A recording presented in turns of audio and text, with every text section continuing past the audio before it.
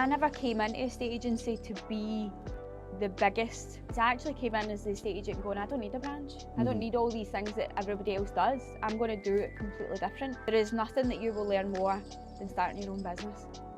And I mean, you go through every emotion. Yeah. The breakdown, the comebacks, everything, and it's like, was it worth it? I think so. Sometimes, ask me, depends what day you ask me on. Ask you in a few years. When I was 27, I was diagnosed with cervical cancer, and I'm a big advocate on promoting this. So I'd done a lot of TV work and stuff. Like I was fine to do it. Like when I was asked, how do you feel about social media? I was like, well, yeah, but I didn't understand. I still don't probably understand it. Vikki, there's other people here that are dying to live another day like you. Go and do it. Go be scared. And if you're not scared, you're not doing it right.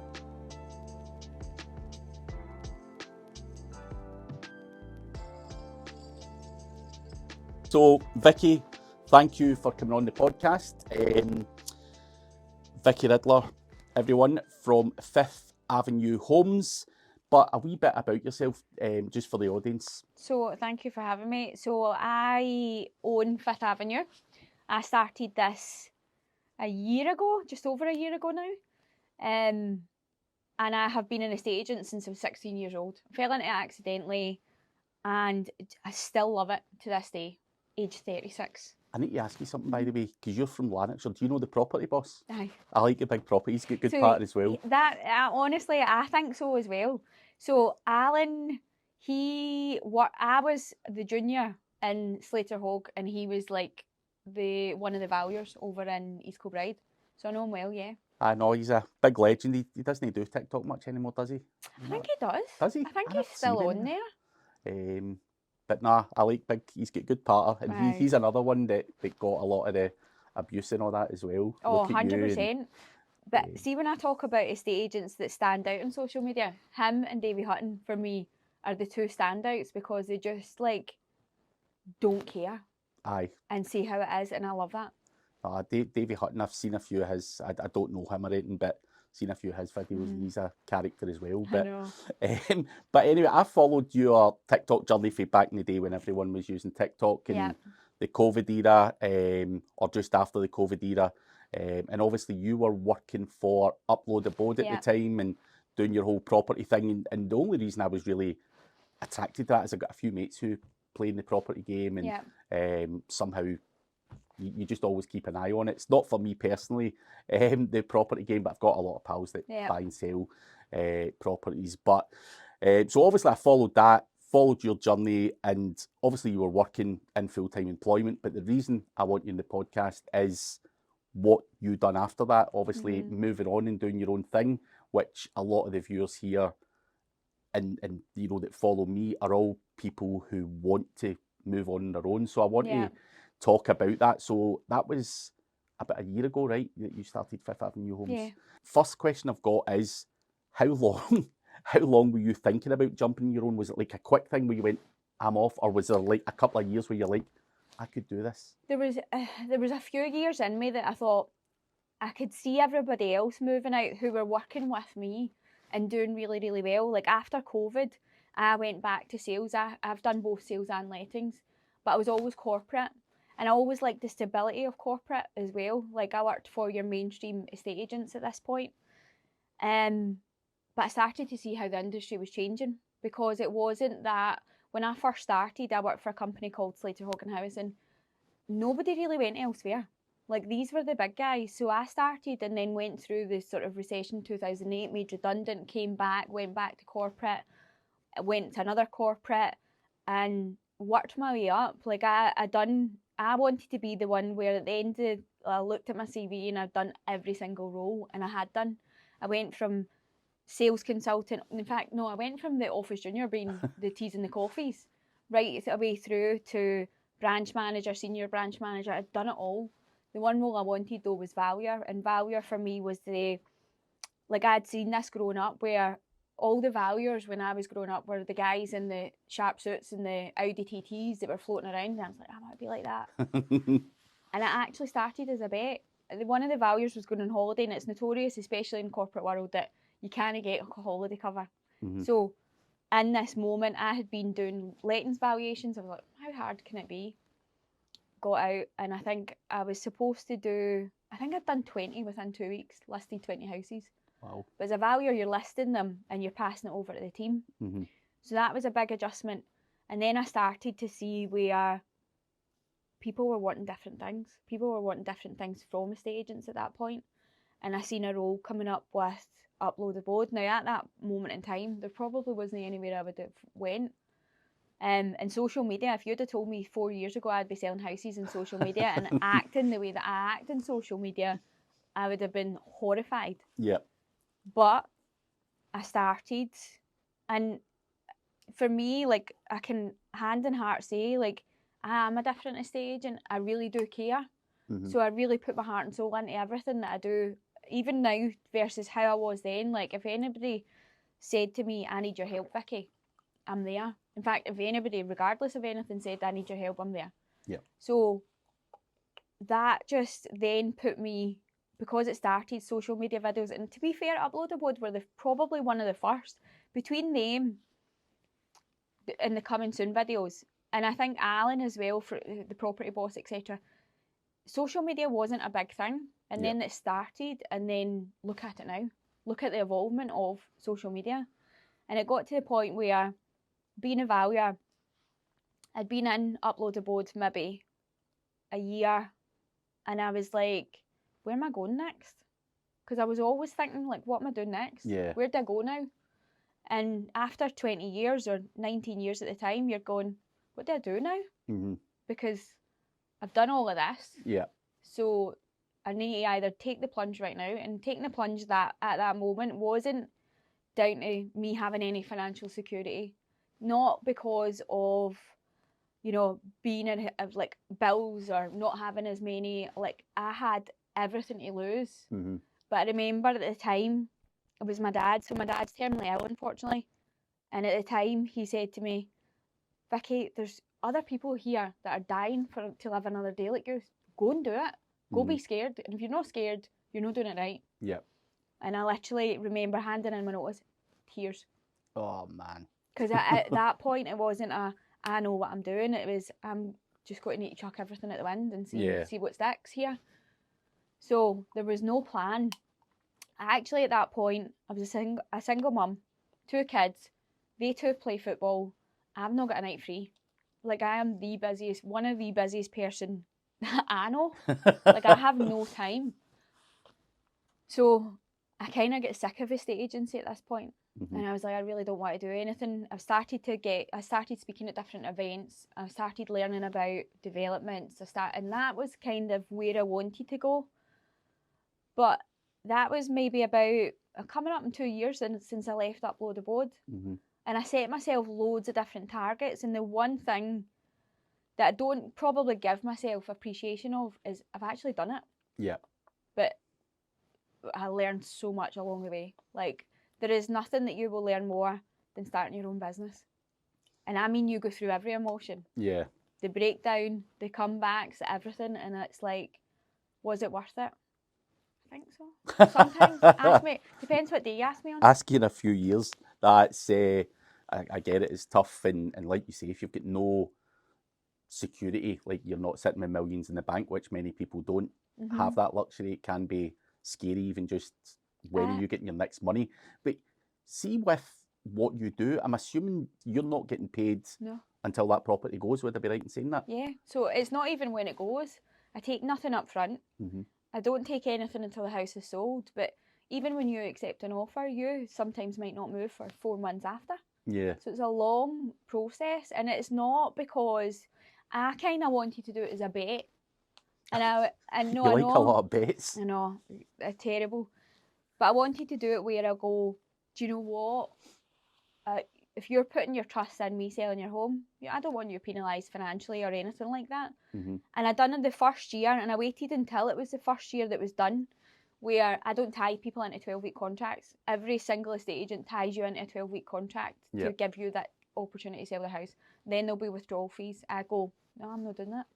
And in the first year, I only had one person that left me, and only because their situation had changed, not because of anything else. Yeah. So that was a big change up, I think. Yeah. Because I'm going, no, what have you got to lose?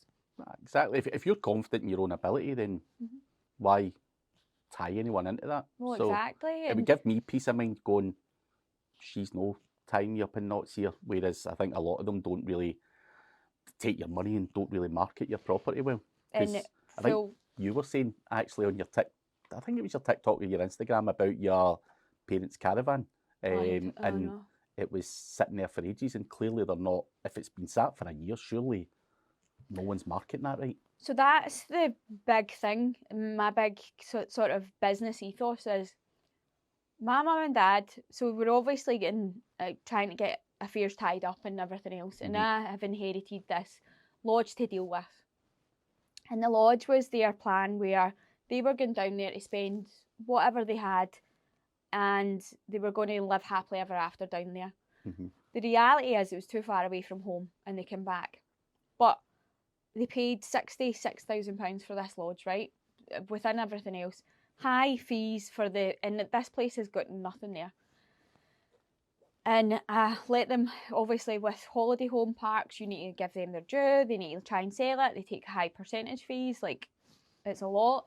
And for a year I've been like, right, what's going on? And they were trying to do the right thing and give this place the park their place. And I took it over 3 weeks ago, and I've got an offer already. Bloody hell. But I have been like fighting Goliath to try and even get that. And the reason being is I'm looking at every single decision I make going, see if my mum and dad were dealing with this, it would go on for a year. Yeah. See if I take it on, it's going on for 3 weeks, 4 Yeah. weeks. And hopefully resolved in about 3 or 4 hours. Because it is stressful. And that's just a holiday home, never mind dealing with somebody's house. A house, yeah. aye. So obviously you're taking these properties on. I want to talk a bit about the marketing side of it, because obviously you use TikTok, which we'll come to in a bit, but are you putting these in Rightmove and all that kind of stuff? I didn't know if you were just solely TikTok and everything else. I would absolutely love not to pay the prices for, and I think that's sometimes what gives people the fear, and why you see a lot of people going into like your Keller Williams, Yopa, etc., so they don't have Rightmove charges. Because between your Rightmove and your Zoopla charges, it's a full salary for somebody. Yeah. Full-time salary that you're paying just to be on here. So I would love social media to take over. Aye. But no, I need to be on these. I need to be on Rightmove predominantly because everybody is on Rightmove. Yeah. You need to be on it. You know, obviously you've got photography and all that kind of stuff. Are you doing that yourself? Because I think you've got someone now with you, right? Orla and I have worked together for the past 4 years. Orla started as an apprentice at Upload Abode as well. And her and I, we do everything ourselves. Like, I laugh when I say to people, like, we do everything ourselves. No, Orla does it. I just appear in the videos. Orla makes that look good. And even when I go, that was absolutely rotten. Like, oh, I don't know how that'll look. Orla just manages to piece it together. She's absolutely outstanding because she does it all herself. Yeah. Every single post that you see might start with an idea from me, but it's her delivery on it. Yeah. No, I think it's, I've got the same in here. I'm hopeless with all of that. I like, even recording this, that'll go to the girl in there. She makes the graphics, the thumbnails, and puts it all together and cuts all the crap out as well. So it's always good. Aye. No, it's always good. Like I say, I was just curious, do you do all of that yourself? I couldn't do that part myself. There's just things that take time doing that stuff as well is a big thing. It is a lot, because I'm very lucky and very fortunate that my diary's booked up for probably the next 2 weeks. But a lot of it is going back to properties and carrying out the marketing and everything else. And I think that's what I'm so passionate about when I'm in the videos, is because I genuinely do believe what I say. Yeah. No, it's nice to see that. So overall, you've got Orla,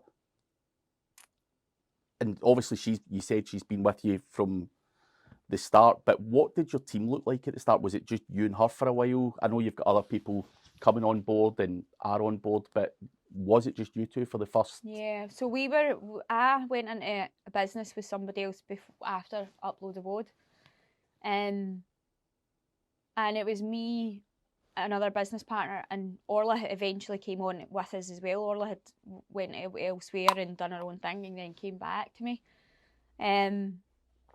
And when this kind of all happened, there was so much of that. There was like a great lesson for me, like that first 6 months of getting into it with somebody else. And my only advice to everybody else is make sure your vision aligns with each other if you are going into it with somebody else. It was great for me and a lot of lessons learned at that point, but it did give me the confidence to go, I can do this myself. Yeah. Because I didn't have that confidence leaving Upload the Boat to do, I can do this myself. I had to be with somebody at that point. And it was a no-brainer. When this all happened, Orla was like, right, so I'm coming with you. So she told you, I'm coming. More or less. Sometimes you need that. But do you think if you had your chance again to start again, you would do it with a business partner? No, you just go for it yourself. I think there's people out there that do work really well with business partners and everything else.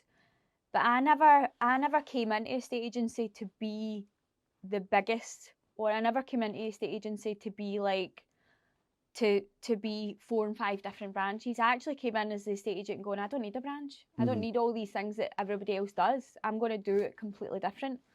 So that, I think it isn't for everybody. Like even I said before, like my best pal runs that's her own business. We have both separate identities, and I wish she loved social media as much as I do, because I think she's the funniest person I've ever met in my life, and see her in front of the camera, I think it would be absolute gold. But she just doesn't feel the same way for it. Aye. But it's her business, and I think sometimes when you look at it, you kind of need to.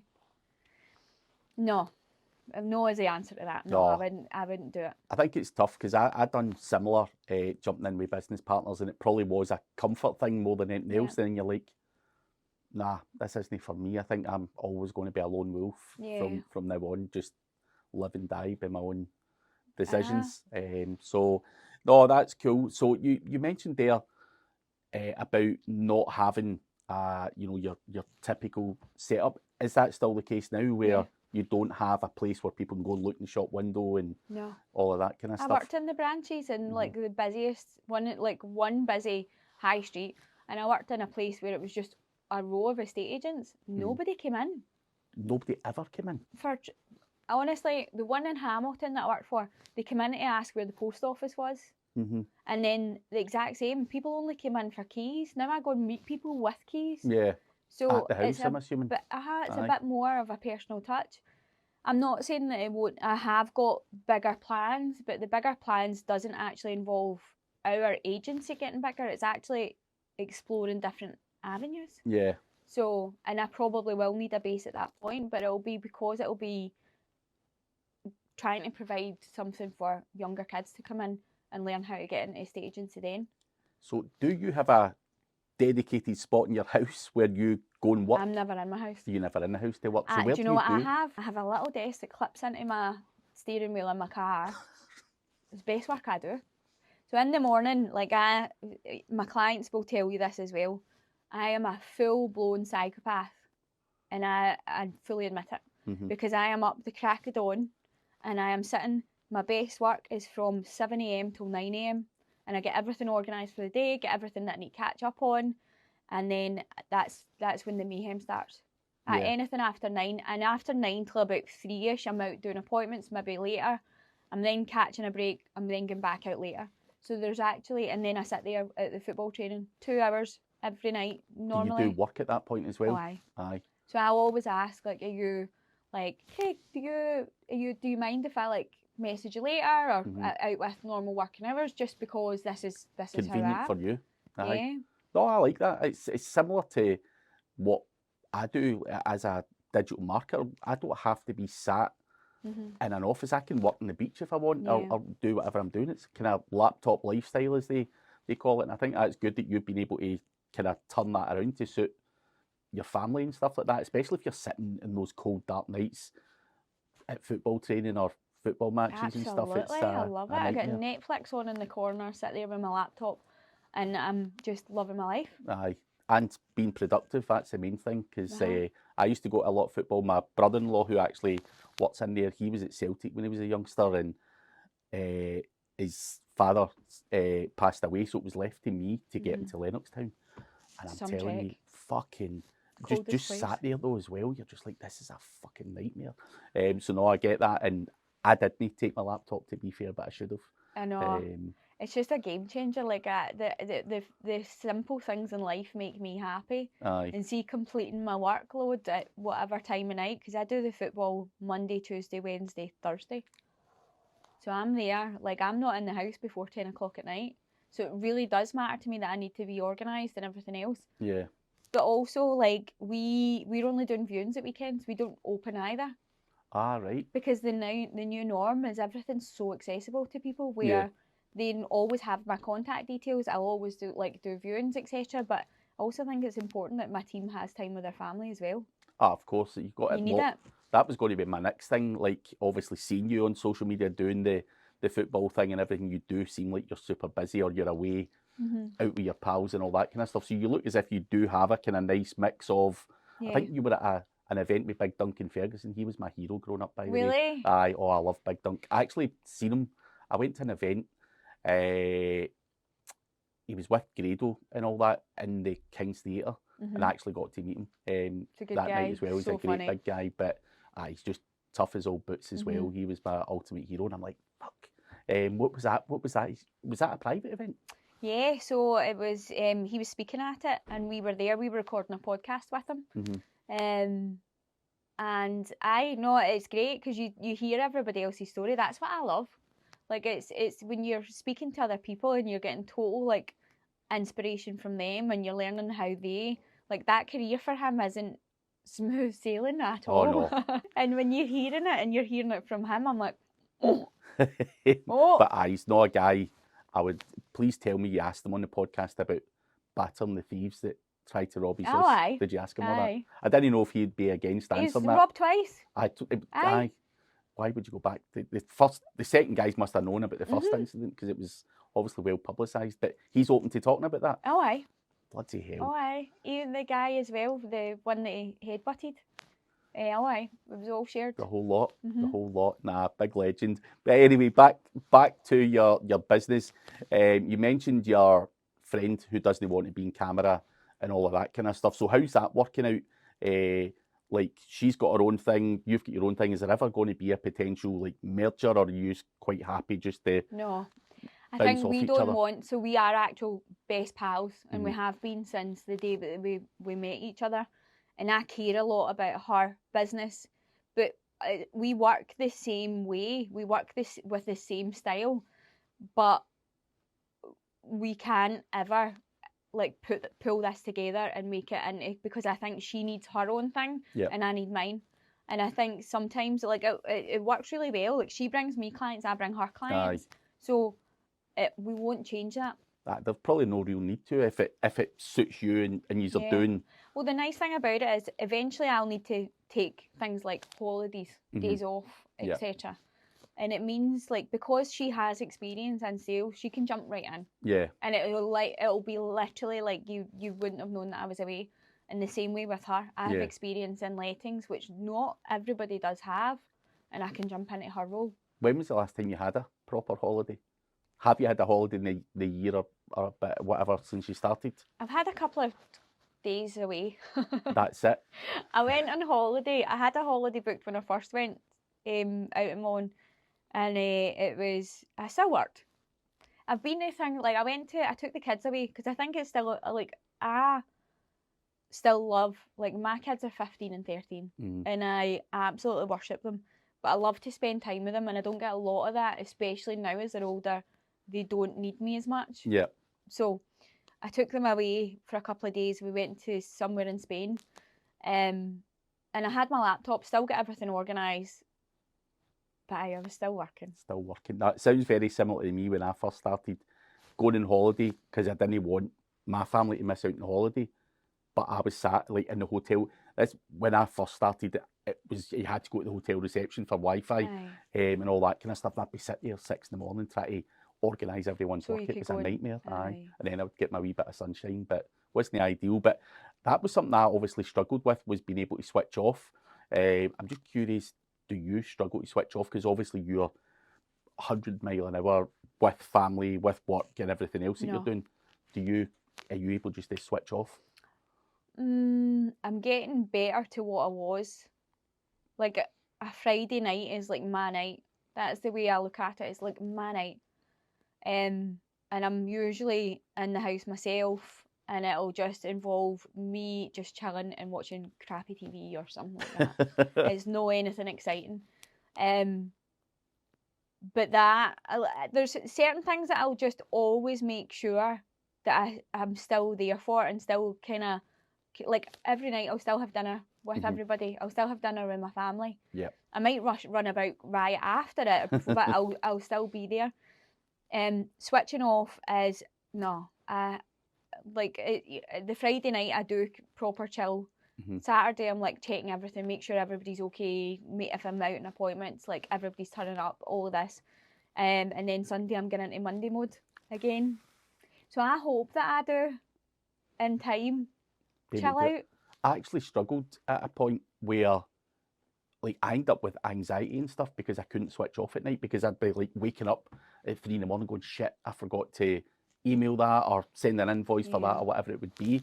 And actually I went to see a hypnotherapist and all that kind of stuff. I'm like, you're going to need to help me switch off. I can't switch off from work. And they gave me a couple of tips that I still stand by to this day. I don't have emails on my phone at all.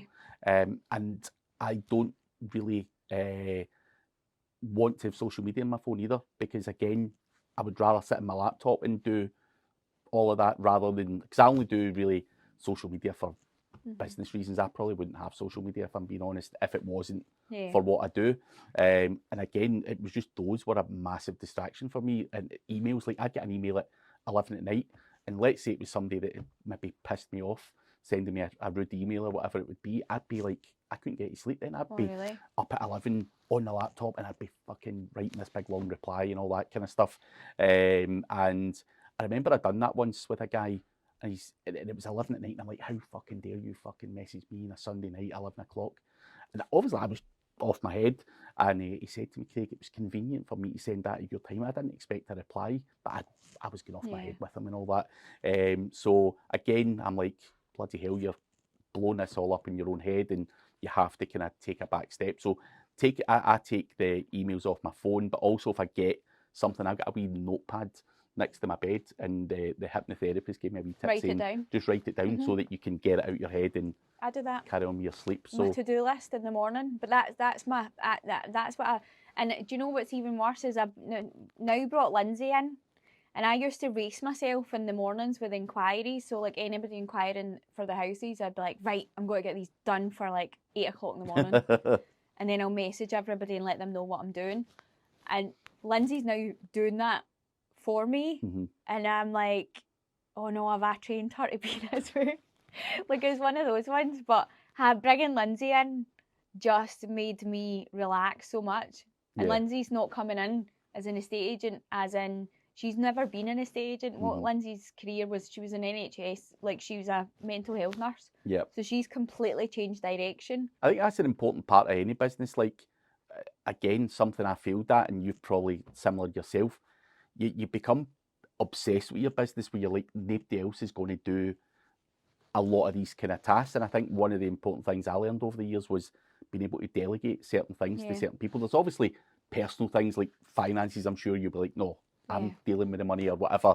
But there's certain tasks like that where that's probably quite stressful for you to keep doing that. So if you can get somebody into that mode or process, or train them just to do that for you, which relieves a lot of pressure, I think it's important for any business to be doing that if they want to obviously grow and scale. And again, I don't know if you feel like you were reluctant to hand that part out because it was your thing. But also I think it's the only way that Lindsay's going to take that on and learn it. And I said to her, I was on the phone to her this morning, and I was like, do you know, this is a perfect time for you to learn to be an estate agent, because it's not easy right now. So you're learning all the pain points that probably would be few years in, or trying to work out and problem solve and everything else. And I was like, this is what I love, because you're figuring it out and you're doing it everything how I would do it. And she's like, no. And I think sometimes you need to be thrown in at the deep end to go, right, okay, sink or swim. You'd think she was doing it for the last 10 years. It's mental. Some people pick things up really quickly though. But I think estate agency's really easy to learn. It's just knowing how to speak to people. You're dealing with people who are not going through the best times of their lives. yeah, Some of them are unfortunately, it's sad stories. So yeah. therefore, if they're coming in and they're trusting you, then the way that I look at it is we need to do everything to help them. Do you ever get like maniac customers as well? I'm just curious because I get a lot of absolute maniacs who are Really? just mad, like just the way they think things happen in life. You're like, you're fucking off your head. I'm just curious if that it goes on in your world as well. Not really. If they're off their head, but off their head in a good way, they'll probably be my client. Yeah. Like that's it. Like I probably come to me. But no, I think like I've had some really difficult clients over the years, and actually when you break it all down, you know why they're being difficult. Yeah. Not everybody likes estate agents as well. Like let's be honest, we're like I think, and everybody else says it, but I think we're like they sit there with like car salesmen and politicians. Like Yeah. we're not to be trusted. And it's not to be trusted. So I think a lot of it does come down to our reputation beforehand. Yeah. So, no, I don't really. And I've had them previously. I've had some real cream crackers, but not recently, no. Not recently. Nah, it's always good to know it's maybe just my line of work that's Maybe. got some absolute fucking nut jobs, but it is what it is. But before we jump on, because I want to talk to you about your social media Yeah. and the marketing side of it, one last question.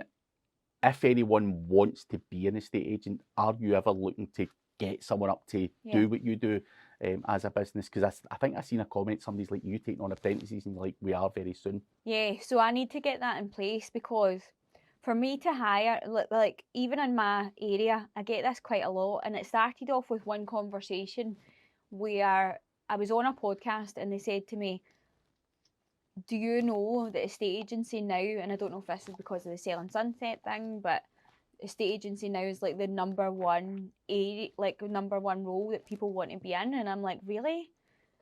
And that was baffling to me because, as I said to you right at the beginning, I started at 16 by accident. Mm-hmm. You know, I was going to get a job as working in an office, and that office was an estate agent's, and fell in love the minute I stepped in.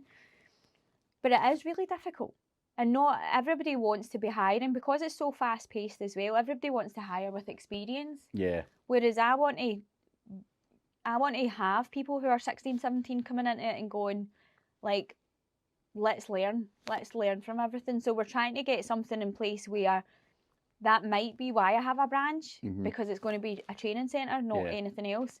And it's because I want to give them a qualification where even if they don't stay with me, they go on elsewhere, because I don't want it just to be one. Yeah. I want it to be, okay, can we bring in 6? Yeah. So it's kind of like a recruitment process, because you don't need a qualification for a estate agency. So anybody can just rock up and... Anybody can do it. But getting into it is very difficult. Yeah. And it's not good salaries to begin with. In fact... Would a lot of them be more commission-based, like a basic salary and... Yeah, most people are commission based, so you obviously, like, the more you list, as for me in an employed role, the more I listed, the more I get paid. Yeah. And I had to rely on the team to sell them and settle them so that I then get paid on my commission. And if they didn't sell, you were always going to be skint? Yeah. So see, for the first 6 months, when I went probably to upload the board, I was like, what have I done?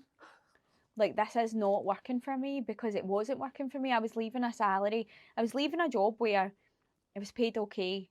I was doing okay. I was happy. To then going into something where I was like, they had never paid commission before, so they were like, what does this look like? So what you thought it was and what I was previously getting, it was a night and day. There's probably a difference about £800 a month. Wow. Which to a single mum, that's a lot of money. I mean, that's a mortgage for a lot of people. I know. So, but for me to then earn what I wanted to earn, I had to be listing over 35 houses a month. Wow. So that's also it gives you the idea of how many late nights and how much that was taking out with my time. And when you say listing, I'm assuming you mean somebody contacts them, you've got to go out, take the photos, do all the kind of stuff. No, I go out to win the business. Right. So that's a listing, not Yeah. taking all the photos and all that kind of stuff. So you go back out to do the marketing side of it. Yeah. But yeah, no, my job was to win the business. Right, so you win the business, that's it, 35. That's achievable then, isn't it, I guess? Well, maybe. It's busy. But anyway, I want to talk about the social media. You mentioned that if you asked yourself all 4 years ago or whatever it was, would you ever see yourself doing that? You said no chance. Like, what made you go, fuck it, I'm going to do this? Was there any person or one thing where you're like, to hell with this, I'm going to do this? When I was 27, I was diagnosed with cervical cancer, and I'm a Oh, big seen that, advocate on promoting this. So I'd done a lot of TV work and stuff, so it never bothered me. It just was never, I never tied it with the two of them going together.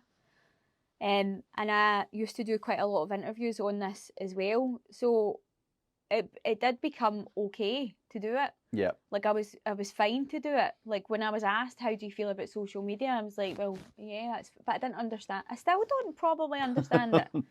But I didn't, that was going to be okay. And then it started to be that, and it kind of went on to doing my own thing, because people kept asking me where my outfits were from and various different things. And I started then speaking on it and letting and responding to people, and that kind of then just grew into my own. Yeah. And it became me going on there, instead of being like, oh, by the way, I'm head to toe designer, I was like, I got all of this off Vinted.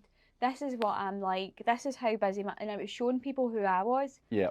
And that's what I liked about it. That kept me going, because actually what I started to see was I was winning the business. Yeah.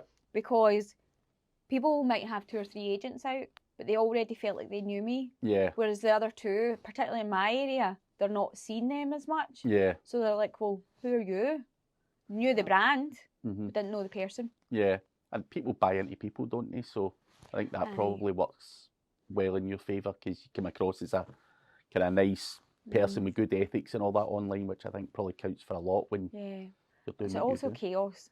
I think that it's like when I say this to people, like how I am on the camera is actually how I am normally. It is pure chaos.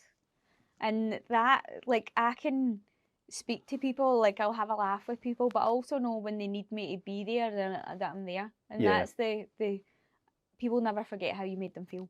And do you script your social media videos? Do you, or do you just I've rock been up out and already.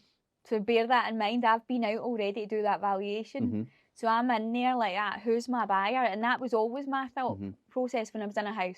Who am I aiming this towards? So you'll see in my videos that I start, even before I change the style up, before I started this, I was talking first time buyers, blah, blah, blah, all of this, right? But realistically, I never came in to aim for the bigger homes. I came in to get the sort of your bread and butter, your first time buyers, the people that are upsizing and everything else. What happened is just happened as a sort of knock-on effect on it. Yeah. Because I'm not for everyone, and I'm okay with that. Yeah. That's something that I've always sort of said. I'm okay with not being for everybody. People will like what they like, and this is a new thing that they're going, why is she doing this? So I've been in the houses already, so I'm thinking about the first time buyers, and I'm using the language that they're using. I'm thinking about the people who are the busy mums, and that is the language I use, so I'm using that to them as well. Like, it's all these different things. I'm not going into a house that needs loads of work and going, working condition. Aye. Maybe I should do that. Try it. Because you'll be like, really? Blind, Vikki? Aye.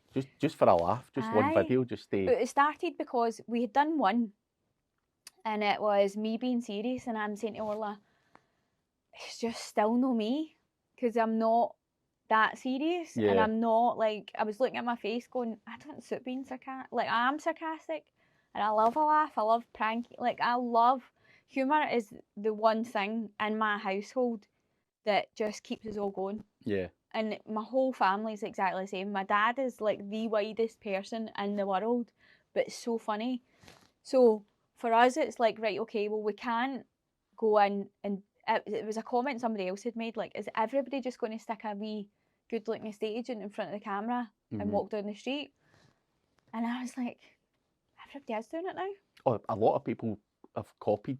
Aye. Your, like, everything, just even the way the camera pivots after you walk towards it and then pivot into the house, you're like, bloody hell, a lot of people are copying that. But it's also like I come on and go, do you know what? I'll shout out the good ones as well, who I think are smashing it on social media, and everybody, because we're obviously a very competitive industry. Yeah. And everybody's like, why is she shouting out other estate agents? And I'm like, why not? I love when people are different, and I think for me, my personality is my personality, and I want to show that. Yeah. And that's why. So when I ask people like how they know me or anything in the minute, then this is before they're thinking about selling their house, and they say social media, they'll mention the videos. Yeah. Every single time. And what's happened is it's filled my diary. That's all I wanted. That's it. But the negative side of social media for people watching, I want to touch a bit on that, because a lot of people are scared. Just like, there's no way I'm going on there. I'm going to get abuse, or you know what it's like. You've got people saying your partner's crap. Why did you change up your videos? I laugh at them. Your partner's crap, but they've not even got the guts to even try any partner. So I'm just curious, how did that feel at the start? I know how I felt at the start when I done it all, when people are giving you stick for this, that, and the next thing. Was that hard to take at the start? Do you ever think of giving up, like, fuck this is not for me? Probably within the first month, I was like, no. And I got a lot of the good ones, and I had a lot of good. The good always outweighs the bad. Like, please know that, anybody, that's the good will always outweigh the bad. But then what was happening as well was I was getting a lot of like, what are you doing? Like, this is it. This is embarrassing. This is cringe. This is everything. And I was like, oh. And there was part of me that was like, keep going. Just keep going. It'll come through.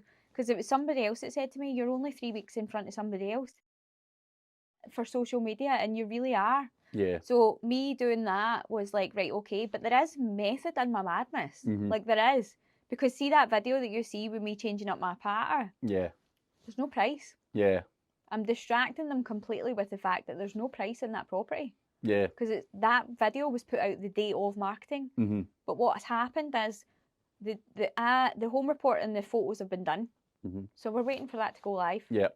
But I'm putting out that video. So they're seeing bits of it. Yeah. So that starts inquiries coming in. Yeah. That starts us qualifying these people. What's your situation? What's the, when the next video is coming out to the day after, that's got the price then. Yeah. It's a full video. It's a normal video. Yeah. So all that I'm doing at this point is banking those viewers. Yeah. So see, by the time it goes on Rightmove, there's probably half a dozen people that's going out to see it. Yeah. And if you're getting half a dozen appointments within your first week, brilliant result. So they're just like wee teasers. Just, here's the house. There's me sitting in the bathtub or whatever, and just having a laugh with it. And then I think the other side of that social media bit was, see the bits where I'm in the bathtub or bits where I'm like acting daft, they got the most views. Yeah. So they went from being like and our views are really good. They are, but they went from being between 10 and 20 to 90 and 100. And I think the most one at the moment was something like 1.2 million. Mad.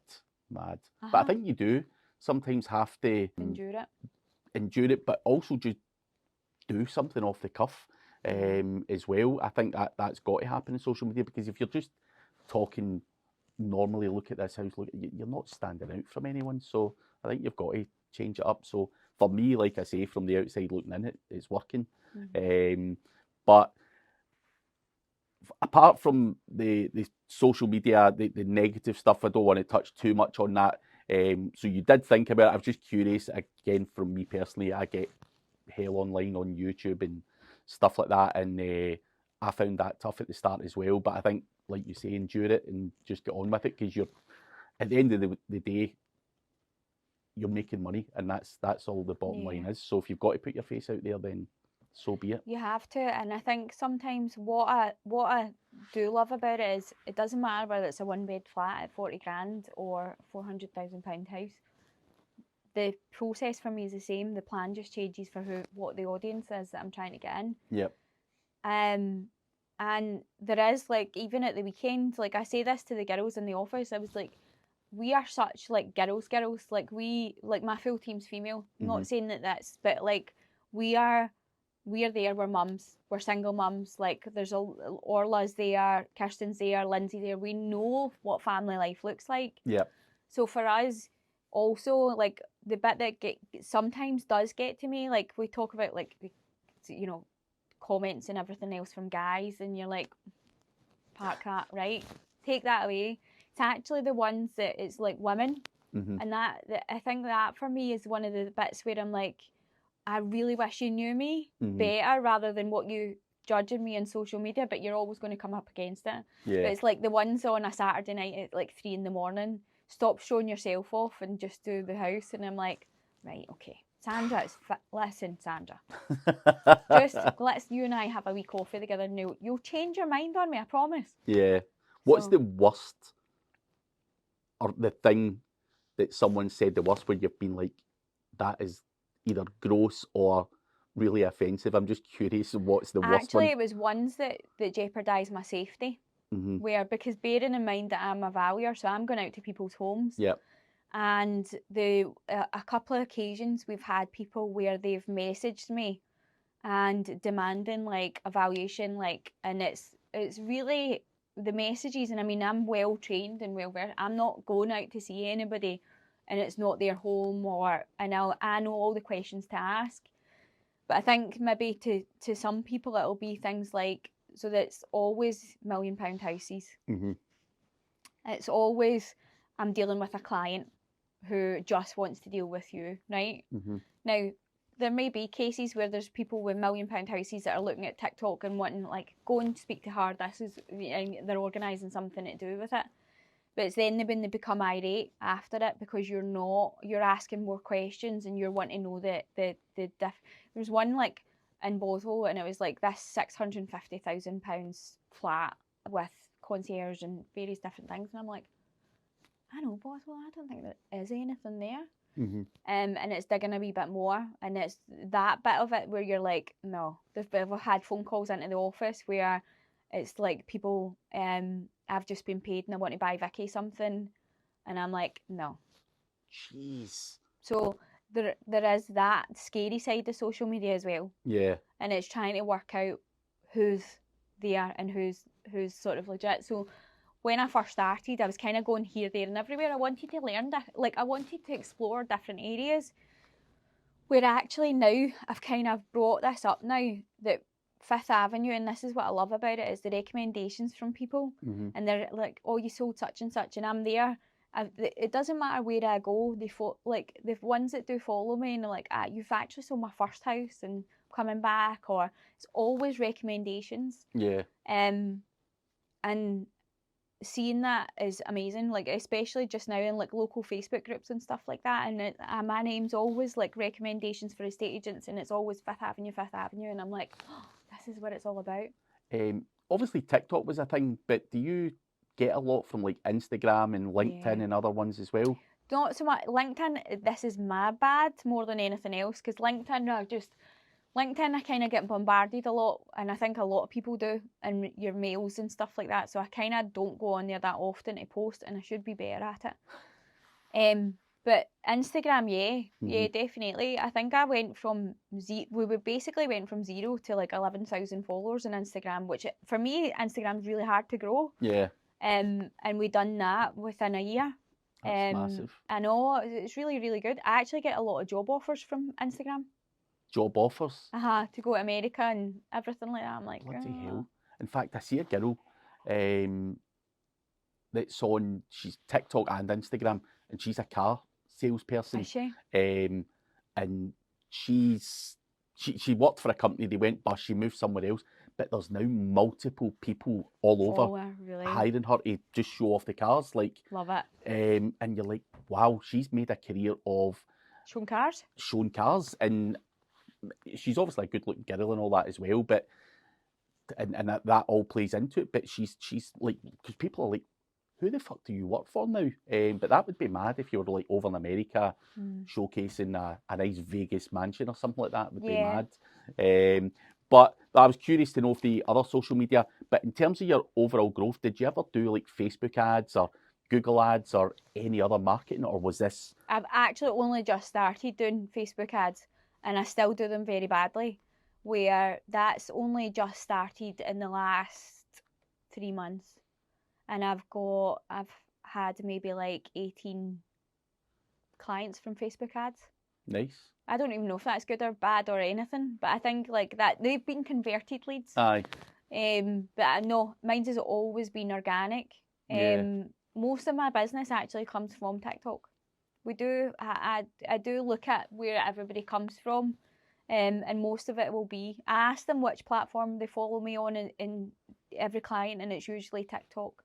Most of the guys I know that are in the property game, I know a guy, I don't know if you know of him, Gary Wilson, who owns Let Property. So Gary used to be in the digital marketing space, and I'd known him since he was a kid, and he used to come to conferences with me, and we used to sell his shit and all that. But he sold his company for a couple of million, and he always was obsessed with property. But the setup he's got, a lot of the leads come through Facebook ads. He's spending an absolute fortune on there. I am massive on, like, I love, like, anything that I don't know, I love learning. So I've only, like I said to you, just the Facebook ads is just a new thing for me. I don't really do anything else, and I'm in groups where people do and rely on Facebook ads. Like as you say, there's a lot of people that spend a lot of money on it as well. And I think if it hadn't been for the leads that I'm getting organically, then I would explore that more. It's also having the time scale to do it. Like that's the other side of it. But no, I would be open to learning all of it. And I think as well, like I'm always looking at what the next step is. Because I've came through it and the hardship of it and everything else, I've now got a cleaning business within my business. Oh, really? Single mums, single dads, whatever, like people that need to have, and it's a social, it's going to be a charity, but it's to employ people and give them, because up my way there's very little childcare. So it's very hard for people to go back into work, but that's going to be the next thing, is going into that and growing that to then allow people to come and work maybe school hours or anything like that, because that was my only thing when I started it and regrouped and came back. I knew how to be an estate agent. I didn't know the business, so I brought in people to help mentor me and grow and making that business. And now I'm like, right, okay, now I'm giving back, because I want people to come in and they're like, when you speak to people like, I can't work because of school, childcare and it costs and everything. I see it with my mum, not for childcare purposes, but even for her, my sister, exactly the same. And I'm like, right, this needs to be easier. We need to be able to give something. So that is the next thing. I've done a couple of developments. That was always a plan. Don't know if I'll keep continuing to do that. I quite like the whole renovating a property, but it's a lot of work in it. It's a lot of stress. Aye, see, dealing with contractors. I've got a mate, another guy who's a marketing guy, but now in property, and he's into all of that, and you're just like, that is fucking hard work. Like dealing with tradesmen and all that is one of my big. I can't even get a guy to cut my grass, let alone come out and do a good plastering job or whatever. So I kind of think that would be anything but stress. But you've got that. Is there any other wee businesses you're thinking of starting? The training academy. I want to bring in other people to start an estate agency. And is that more just to give back, or is that something you think, like in terms of? I think it'll be huge. Aye. There's absolutely the amount of people that I try and give advice to in terms of to start an estate agency, and the problem is it is low paid positions that people go into. It's not like you're going in and you're earning a decent salary. You're going in and 9 times out of 10. From where I worked anyway, for the corporate side of it, the wages were topped up. They were topped up to give them enough to live on. What happened with me when I first started is I had this problem, and again, I don't know if you would have thought the same when you started. I didn't know who to hire, whether it was going to be younger people who had no experience or older people who thought they knew it all and all that kind of stuff. So I tried at the start getting people who were more experienced than me. Didn't quite work out because their egos were all over the place and stuff. And I found a lot of success in getting the younger ones and training them up. But obviously, as a small business, I couldn't afford really to take someone on who couldn't hit the ground running. But taking advantage of, like, there was different, I don't know if they're still around, but you're getting half their wages and stuff paid for the first year to get them up to a level where they can actually provide value for your business. Whether it would be the person doing that thing at 8 in the morning, just going through all the inquiries and taking that away from So you. also, if you think about it, like I've got a 15-year-old who, like, we go into places and it is an age thing, I suppose, as well. But it's like, we take it, I'm like, right, Freya, go and ask for such and such. It's like the orthodontist, for instance, and she needs to go down and ask for bands. Right, Mum, you go and ask for it. And I'll be like, right, okay. And she walks up with me and I go, Freya's want to ask you something. And she's like, Mum, hi, can I get some bands, please? And I'm like, we've lost that.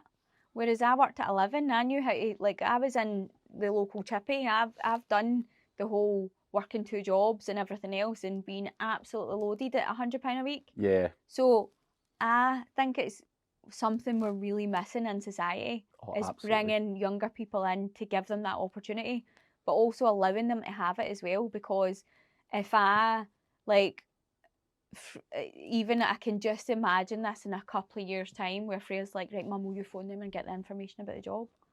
And I'll be like, no. It's mad you say that. I've got a sister-in-law who is a good bit younger, and she was at that age at one point, and me and my wife were with her, and she wanted to take these shoes back to Primark. So we took her into Primark. She's like, I need to take these shoes back, they're shite or whatever. And she's like, tell her sister, can you go and get the refund or whatever? And she's like, no, you go and do it. She's like, no, I can't do that. So I went, fuck it, give me them. And it was like high heels. And they walked up with me, and I walked up to the woman and I said, there's the receipt, can we get a refund on these? And and the sister-in-law standing there, and she's embarrassed by everything I do. And I went, listen, they don't fit me. And she's like, she couldn't believe it. But again, just they're not good. But she used to do things like that all the time. Just, can you do this? Can you do that? And you're like, fucking hell, can you not just fucking ask someone? I think it's a real worry. And that's why I want to make sure. Because see, like, I laugh and joke about this all the time. My daughter plays football. That's her goals. She wants to do that. And as long as she puts the work in for me, I'll support her the full way. Yeah. And that's how I am in my household. That's how I am as a mother. And I'm sure everybody else is exactly the same. But I also am very well aware, like, I'm like to Freya, it's her exam year. She doesn't quite know what she wants to do yet. If it doesn't work out football-wise, then I'm like, right, okay, what about a state agency? Because it's okay. And I think because I grew up with working jobs and trying to help my mum out and whatever, you know, you're not, it's not the same way. Whereas for me, I try and maybe overcompensate a wee bit for giving them what I didn't have, etc. But I also look at it and go, you know, you need to learn. Yeah. So even she the only reason she would be a really good estate agent is she has got the exact same mindset as me. Yeah. But the work ethic, I'm like, we need to give that back again, I think. Because I mean, I literally would have worked all the hours under the sun for money. Like, I would not have cared when I was younger. And my wee boy's exactly like that. Like, he's out trying to build fences, and he's actually doing the majority of the renovation. And so he's like ripped all the tiles off the bathroom and wants to try and build a fence. Like, he's 13. He's like, he has got it in his head. I'm got to do this. He's also got OCD, so it makes him really, really good at stuff like that. Like, I was picking him up from football last night, and he's like, by the way, I like tidied the house. And I was like, oh, did you? And he was like, it was annoying me. Now, you'd think that my house was a pigsty, it's no. Right? And I was like, oh, it was annoying you in the house. 13 years old, and I'm like, bloody hell.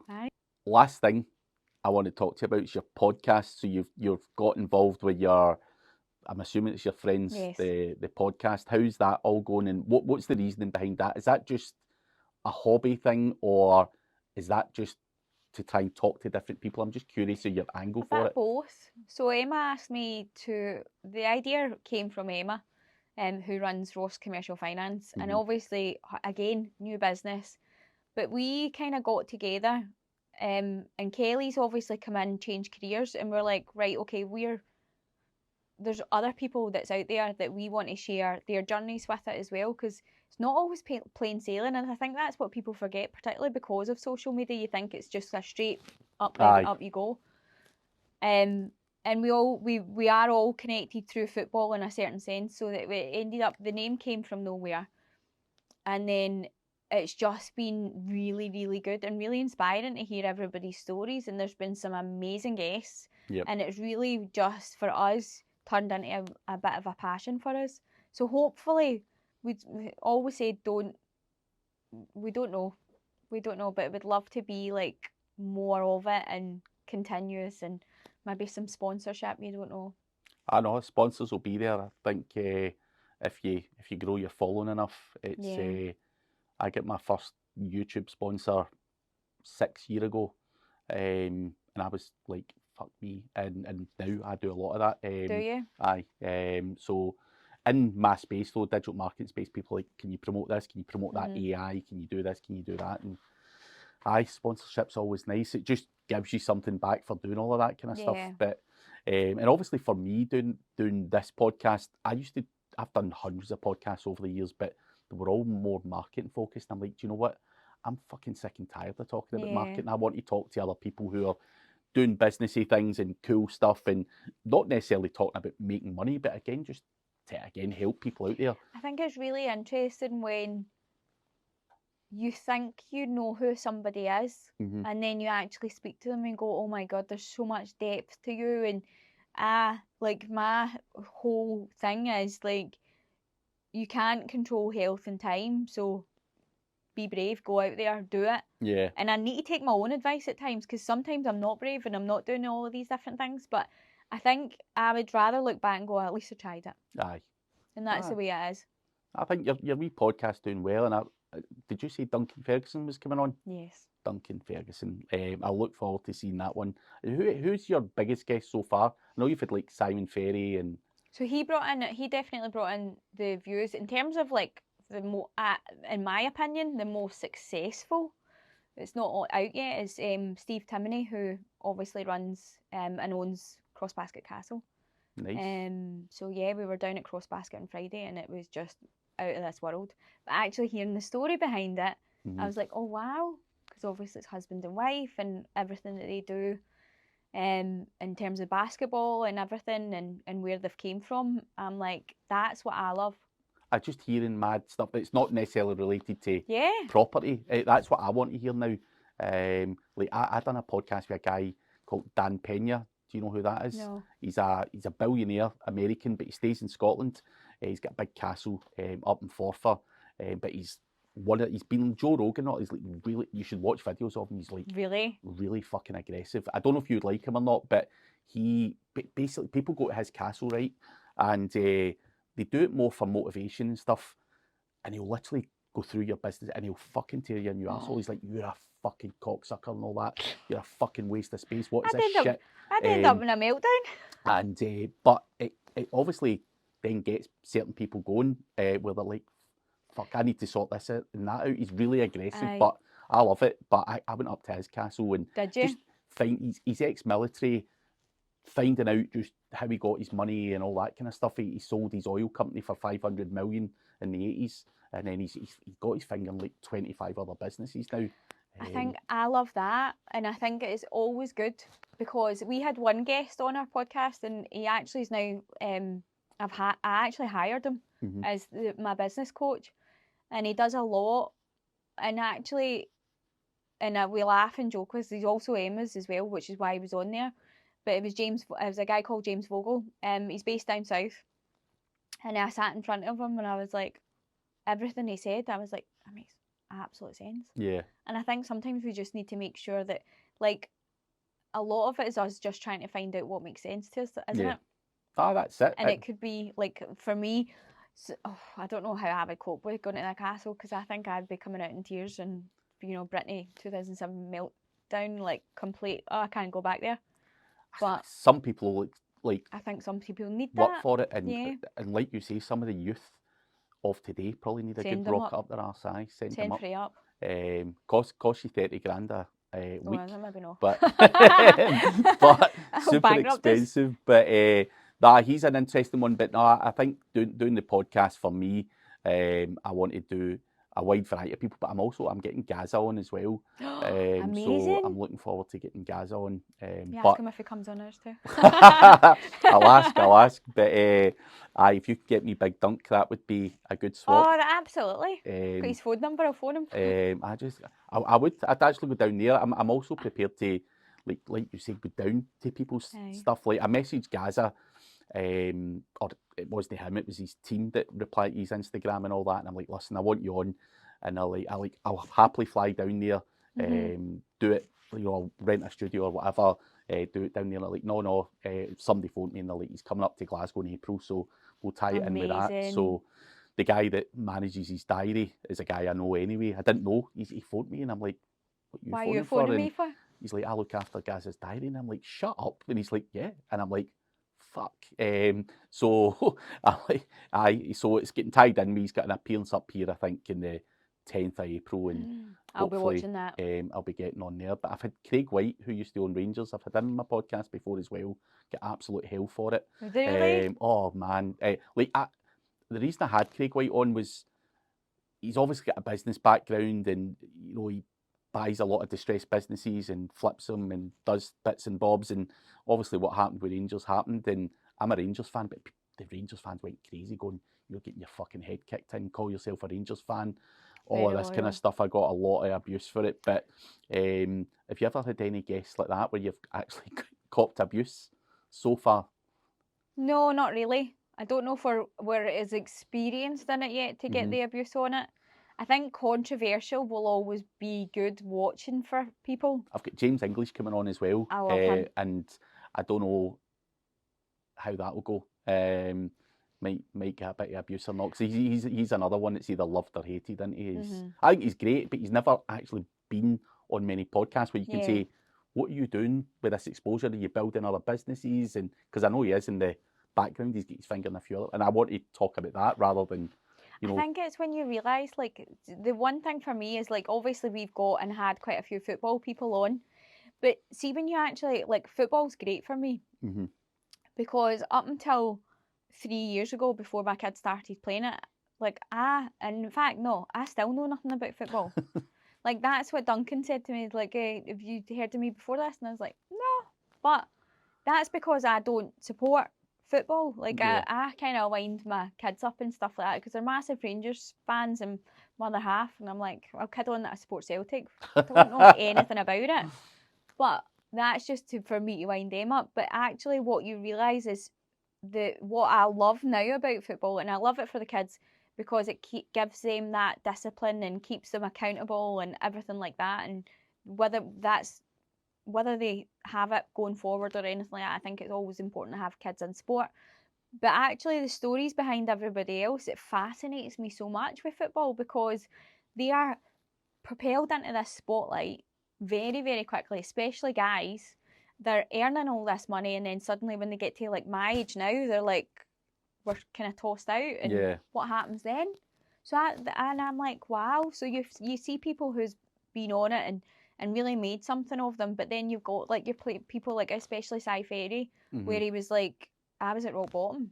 I was doing a postman and all that is something as well. I watch a lot of the open goal stuff, but he's done really well as well, just getting himself from rock bottom, maybe not enjoying football, to doing what he's doing now. And I think when you have fans who love and support as well, that they are so passionate about things like the club and not working, things that don't work in their favour and everything, that's when you're like, oh.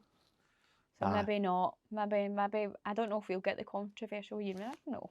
You've got to try it, because I did think when Craig White was messaging me, he's like, I'll come on.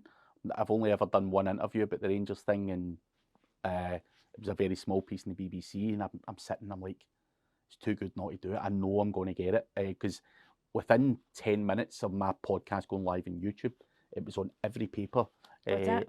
All over, just all the papers were waiting on it as well. Like, I put out a few teasers and a few clips. Papers were just waiting to pounce. There was stories, Craig White's still at it and all this stuff, and you're like, fucking hell. But it was great exposure, like, in terms of like media coverage and all of that kind of stuff. But obviously there was the flip side of it. But it is what it is. But I think doing a bit of controversy is the same as you doing something out with the box on TikTok or whatever, it gets you a bit of exposure. So I don't mind controversial guests. No, neither would I think I'm quite an inquisitive person anyway, so I sit and even when I go into people's homes, 10% of it will be about that home. Yeah. 90% of it is who they grew up with and everything else. So that's a bit in me, like just natural nosy woman. That's it. And we ask all the questions because we are actually trying to find out that as well. And hearing other people's story, I think is brilliant. Yeah. So no, I never thought I would be doing podcasts or anything like that, and then now I'm like, love it. Do you enjoy them? Because you never, I was like, I don't know if she'll come on or not. She's done a lot. She's got her own one. I'm like, I don't know if she'll say aye or no, but I said aye straight away. I was like, say yeah, when do you want me to come on? So you're enjoying them then? Aye. It's nice to be the guest, I suppose. Aye. You also want to know, I think for me especially, is like, if I want to know about people, then people maybe want to know about me. Aye. So it's always good. That's it. I'm just nosy. I just like to see what everybody's up to. But no, I appreciate you coming on. But if anyone wants to check you out, where is the best place to get a hold of you? You can get me on all social platforms. It's at Fifth Avenue Homes, TikTok, Facebook, and Instagram. Yeah, if you need anything, let me know. And I need to ask one last question. Where the hell did the name Fifth Avenue Homes come from? Oh my goodness, this is so good. So this is a great story actually, because so when I was in the middle of everything, obviously last one was called Solo, and I was like, it doesn't feel right. It's a bit like naming your child, right? So which probably was a sign that it wasn't for me anyway. But I really liked Avenue, and obviously when you're setting up a business, you need to check the domains and everything like that. And couldn't get it. Didn't want it to be Vikki Ridler because I was like, that's my name. It's not. I don't want it to be like Riddlers or anything like that. So I left on Solo on the 6th of January, and I had everything set up by the 14th of January. And so I worked really fast on it. But what happened was, I stayed at door number 5. Oh really? That is it. So it's no corner. It's nothing. But I love then when I found it, I was like, surely that somebody's got to have took that. Because I wanted Avenue, but I felt like Avenue wasn't enough. So when I then started Fifth Avenue, I was like, right, I'm going to check that I can get all the domains. And it was like, tick, tick, tick, tick, tick. And I was like, who's not thought of this? Like, it was one of those ones, like, because I loved the fact that it was like the whole, it's actually quite a feminine name, I think. Because you've got the New York side of it, Fifth Avenue, where it's like all the shops and everything like that.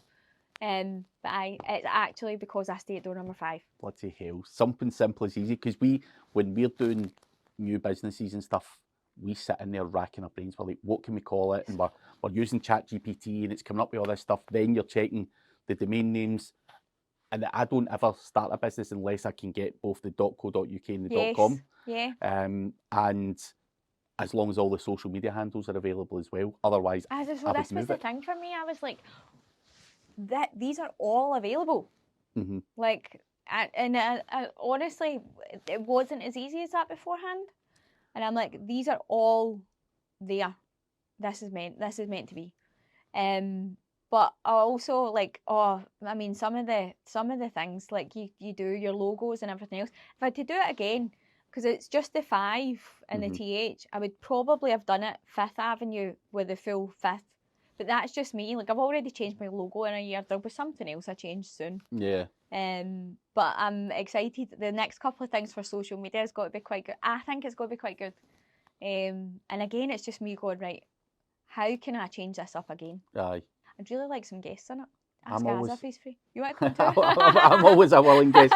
The last time I said that, actually, as a joke, I ended up in a fucking TV series. Did you? Aye. Was it a good one? It's on Amazon and stuff. I wouldn't consider it. That's a good one then? Aye. I've been in a few things since, but it was just a kind of joke at the start, and then I went and done it, and the guy's like, you're really good. And I'm like, what? I've never acted my puff. It's like, do you want to be in the next one? I believe it or not, it's a funny story. I'd done it for a laugh. It was just a local guy. Then I got signed up by an acting agent in London. But because I'm a marketing guy and I got a big following, I think that's attractive to producers and stuff. because obviously I can help promote their fucking Yeah. shit. So don't know if that's part of it, my acting's dog shite. But then I was supposed to be on The Traitors, the first series of The Traitors. I pulled out in the end because I had to go away for 5 weeks up to Inverness in a castle, no phone, no laptop. Is that a guy shouting at you? No, that castle.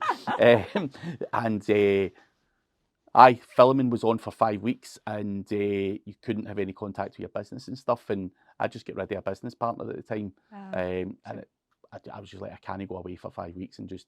So maybe the new maybe another series of The Traitors. Maybe. Watch this space. But I was gutted because I'm like, the exposure you would get for that would be frightening. But no, I've done a bit of acting. So if you ever need any backing dancers or mad I actors. was just thinking that, can you get me on A Place in the Sun? In the sun? Uh-huh. That's easy. Oh, is it? Aye. Well, still here. I'll talk to you about it after I stop recording. Oh no, all that shit's easy. The sun, the whole lot, aye. But anyway, for Thank now, you for having me. thank you.